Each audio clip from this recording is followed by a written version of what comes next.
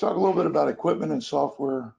Uh, I'm going to assume that most of you would be interested in prosumer technology.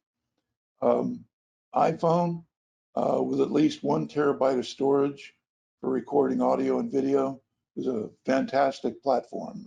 Certainly, Android phone, you can use that as well. I've got iPhone, so that's what I've used mostly.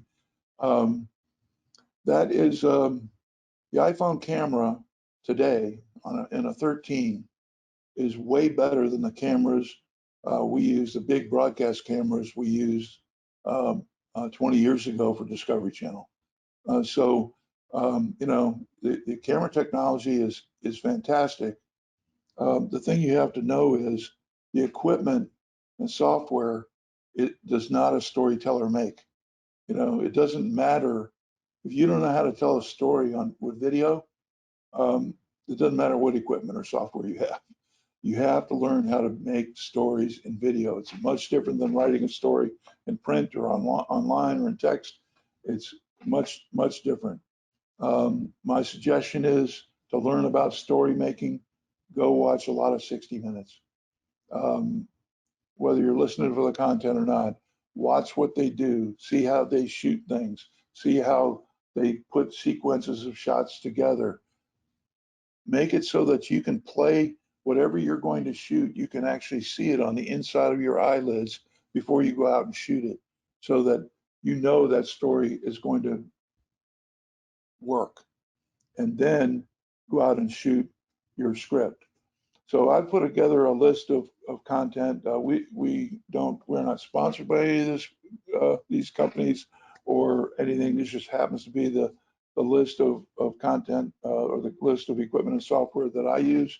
But I'm not getting any residuals or kickbacks, or I don't or anything for talking about these particular pieces of technology. It's just I know they work together, and so if you want a smartphone video rig with a shotgun mic, that's where your phone goes into a rig that you can carry around. You can do motion shots with it.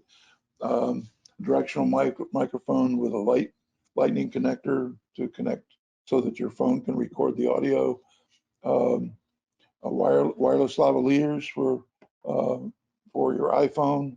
Filmic Pro is some software that you'll have more control over your camera in an iPhone. You want a light kit, at least 3 lights. A real tripod. These really cheap tripods are terrible.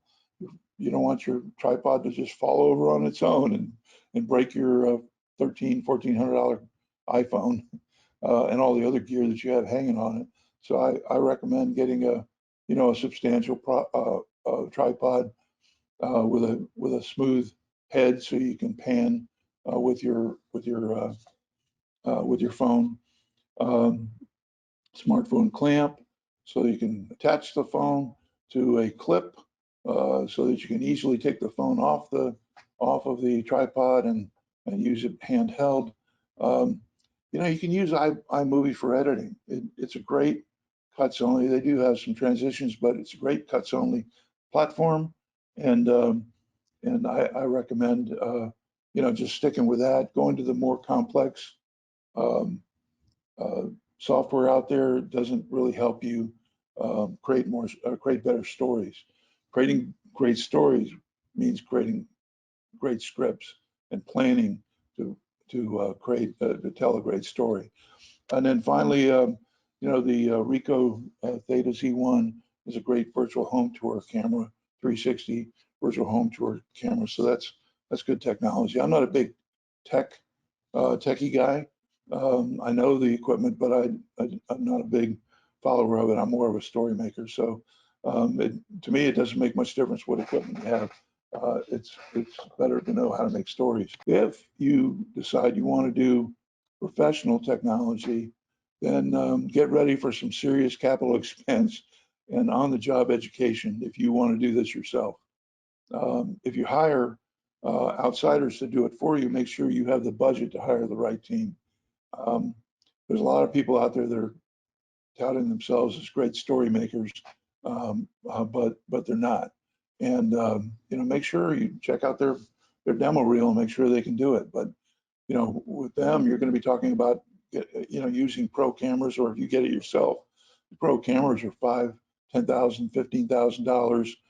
Tripods, a lot of money. Full-blown light kit, all the audio gear. You'll probably need a real producer. You maybe even want a professional on-camera talent for what you're doing. You'll need a production equipment operator, camera operators, audio equipment operators, professional editors, stock footage library, and a music library, stock music library. All that stuff costs a lot of money. So if you want to get into the real high end of video production, this is what I recommend, unless you have a lot of time on your hands and are really inclined to get educated about it. I will say this about getting educated about it. This is a hands-on deal. You can't learn it from a book. You can't learn it from lectures in a classroom. You have to learn it by doing it and trying things out and learning all the technology as you're using it. It's hopefully with a mentor who knows how to do it well. That's the best way. That's the best way to do it. So putting all your content together, I would, present to you that content marketing is like a full court basketball game without timeouts, and it's like a full court press. It's a 24-hour deal, 24-hour a day deal, producing content that's relevant and it hits people right where they need to see it and when they need to see it. Video requires articles too, long form, and then you cut them up into shorter pieces, and those become the pieces that go out on social media to send people back to the long form content that's on your website. To do it right, you must produce a lot of high quality content that viewers will read, watch, engage in, and click on links to your website and what you're selling. Good content requires planning, but be flexible. A hot news item that fits your marketing should be acted on quickly. That's called newsjacking.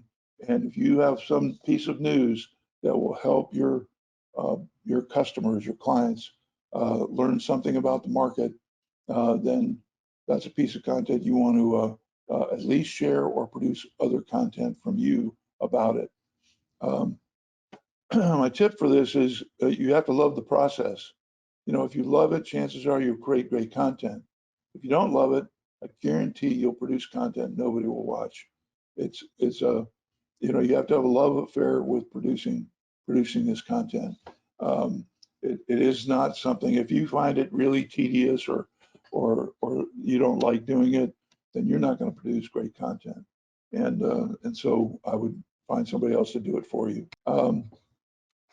I couldn't get into the details of actually how to shoot video on location in studios and for real estate, but our Vice President of Operations, Dave, did a 5-part series on how to do that. Dave used to work in television, and he did a 5-part series on the details of how to produce video for real estate.